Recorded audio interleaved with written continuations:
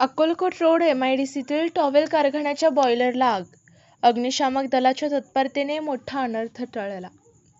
Akkalkot road MIDC परिसरातील लेक Exim या towel उत्पादन कारखान्याच्या बॉयलरला शनिवारी 1 ऑगस्ट सायंकाळी 4:30 ते 5 वाजण्याच्या सुमारास अचानक आग लागल्याने परिसरात एकच खळबळ उडाली. अग्निशामक दलाच्या जवानांनी तातडीने घटनास्थळी धाव घेत आगीवर नियंत्रण मिळवल्याने मोठा अनर्थ टळला. मिळालेल्या माहितीनुसार कारखान्याच्या बॉयलरच्या बाहेरील भागात अचानक आग लागली.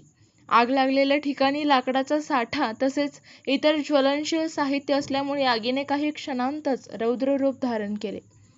यावेळी फटाक्यांच्या आवाजाप्रमाणे मोठे स्फोट सदृश आवाज येत असल्याने परिसरात भीतीचे वातावरण निर्माण झाले.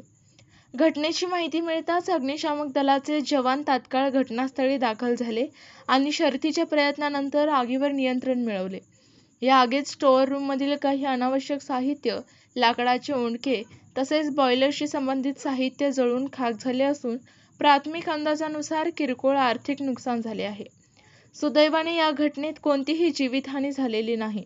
सदर कारखान्याचे चालक इंद्रमल जैन असून आगीत नेमके किती नुकसान झाले याचा पंचनामा सुरू आहे.